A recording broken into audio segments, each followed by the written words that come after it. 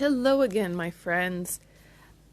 All right, last week we talked a little bit about confidence, where it comes from, how we find it within ourselves. This week I wanted to take it a step further and attempt to answer this question. What do you do when a loved one is not feeling confident? This is a tough one to answer at times. I know for me, I've been on both sides of the coin. I've been the friend struggling to feel confident, and I've been the friend supporting someone who is feeling that way. And I feel like we tend to overthink how we approach it. So I wanted to start off by sharing with you, the University of Michigan said this as to why low self-esteem even happens in the first place. So they say, quote, as adults, our self-esteem is largely based on two sources of self. Our perceived self, who we really think we are, and our ideal self, who we really think we ought to be.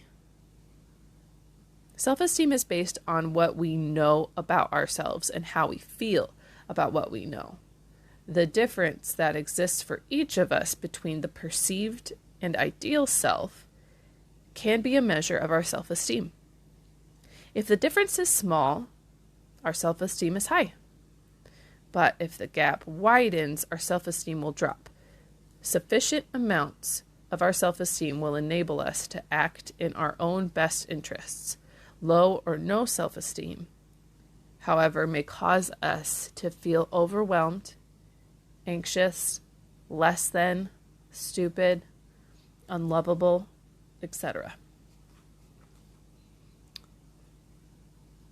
I know for me, it's helpful to know that most people just want to feel seen, want to feel heard, want to feel loved. I know for me, I've gotten in my own way, trying to think of how to be there for somebody and feeling that incapability of being there for somebody. But there's something that is so powerful that happens, a bond that's formed when you make yourself a safe space for someone to be open about their struggles without judgment. It's good to vent. I feel like that's healthy, right? To get that poison out of our system, to verbalize the things that are going wrong, kind of lessens them, weakens them, takes away their power. But you don't want to leave your loved one there. Then the goal is to encourage, buoy them up, and leave them feeling empowered to move forward from that situation that is causing them distress.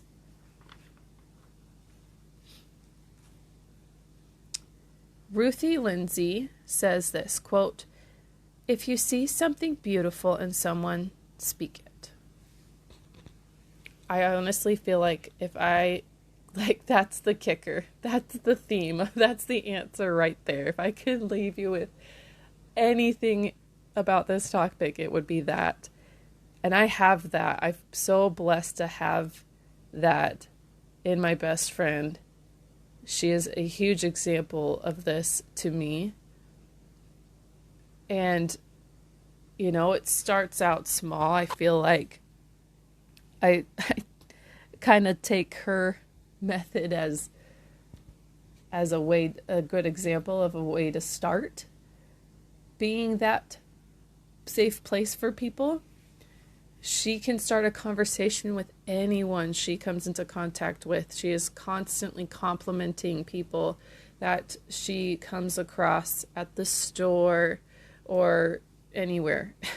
And, usually it starts out with physical attributes and that kind of thing, like helping boost their, physical confidence.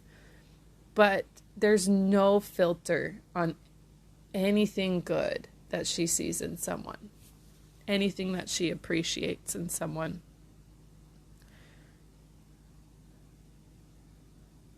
Overall, the biggest thing that we can do to support is just to be an affirming friend.